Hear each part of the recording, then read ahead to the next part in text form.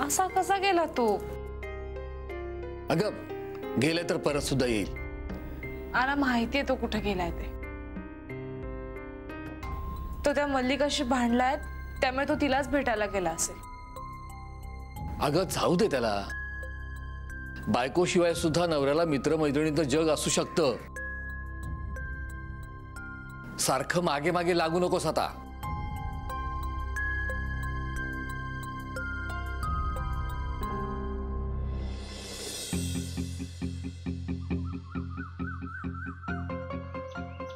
रिक्षा रिक्षा. मल्लिका मल्लिका मल्लिका मल्लिका मल्लिका दादा थांबा. मल्लिका उतर.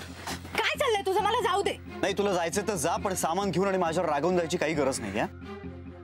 कपिल मला इकडे राहायचं नाहीये, कळत नाहीये का तुला? राहावं लागणार आहे. काय जबरदस्ती आहे? नाही जबरदस्ती नाहीये, तू माझ्यावर अन्याय करतेस, माझ्यावर आणि स्वतःवर सुद्धा. मला जाऊ दे रे. बर मी तुला सोडायला येतो. काका चला. काय चाललंय? वेळ लागले तुला? मल्लिका उतर खाली, खाली उतर आणि आता कॉटेज मध्ये. Really sorry sorry sorry. Mallika तू कुठेही जाणार नाहीयेस. माझं प्रेम आहे तुझ्यावर. तुला वेळ लागलाय कपिल. तुला समज, तुला हवं तर तसंच समज. तसंच आहे. गेले काही दिवस मी बघते तू किती चिडचिड चिडचिड करतोयस. तू आधी असा नव्हता. हो कारण आधी तू नव्हतीस माझ्या आयुष्यात. तुझं म्हणणे तुझी चिडचिड माझ्यामुळे होतीये. हो हो तुझ्यामुळे होते, कारण तू मला हो म्हणत नाहीयेस. मल्लिका ऐक ऐक, तू मला हो म्हण म्हणजे मी पुन्हा नॉर्मल राहील. हा तू मल्लिका ऐक. कपिल कपिल हे खरं नाहीये. तुझं खरं प्रेम गौरी आहे, मी बघितलंय ना. अगं गौरी हा फक्त भास होता.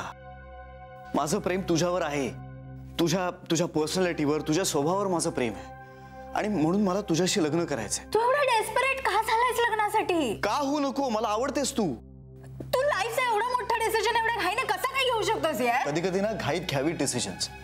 घाई केली नाही ना तर मग खूप उशीर होतो आणि विघ्न येतं असं म्हणतात.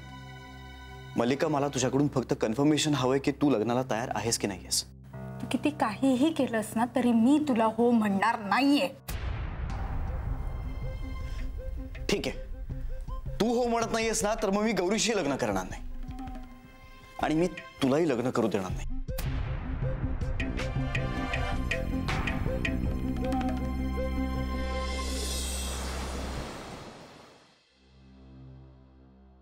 या कपिलचं नक्की काय चालू आहे? त्याचं आतापर्यंत गौरीवर असलेलं प्रेम अचानक कसं काय?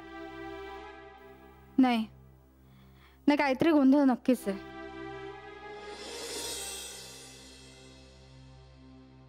गोंधळ तर आहेच, पण तो काय आहे हे शोधायला हवं.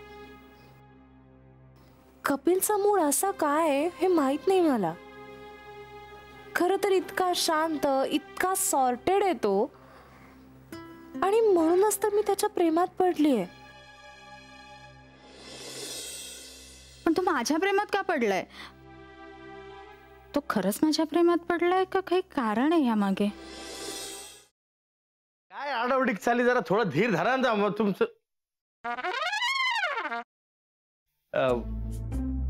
कसा आहेस दादा? मी बरा आहे, पण तुला काय अशी धाड भरली? कुठे काय, मला काय झालंय? मी ठणठणीत आहे एकदम.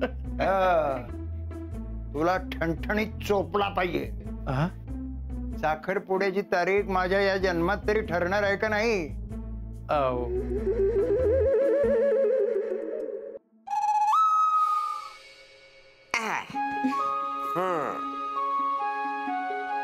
कसा वाटता? आम्हाला छानच वाटतंय, पण आम्ही साडीत कशा वाटतोय हे महत्वाचं. ऍक्च्युली आजी बऱ्या दिसतोय ना आम्ही? बऱ्या दिसतो? अगो नक्षत्र आणि दिसतास दोघं. खरंच? मला तर इतकं टेन्शन आलं होतं ना, म्हणजे याआधी कधी मी साडी नेसली नाहीये ना. हो ना, आता फक्त ही कॅरी करायला जमली म्हणजे मिळवलं.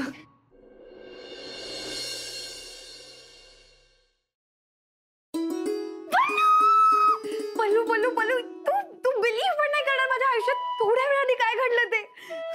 तू काय झालंय? तू एवढी एक्साइटेड आहेस, किंचाळतेस, प्लीज सांग काय झालंय? पल्लू म्हणजे मला ना खरंच विश्वासच बसत नाही की खरंच माझ्या आयुष्यात हे घडतंय. कमी स्वप्नात आहे.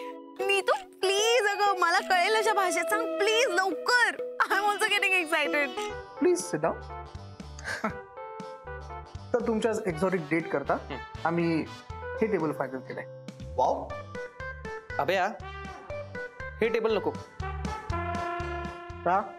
हे खूप मोठं होतं यार. म्हणजे नाही असं दे ना मोठं प्रशस्त एकदम. हा तसं नाही रे, असं छोटं पाहिजे, कॉम्पॅक्ट. यार प्रत्येक गोष्टीचं एक्झाम्पल द्यायला लागते.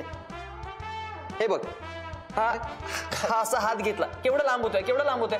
ते जरा असं इथे. ओके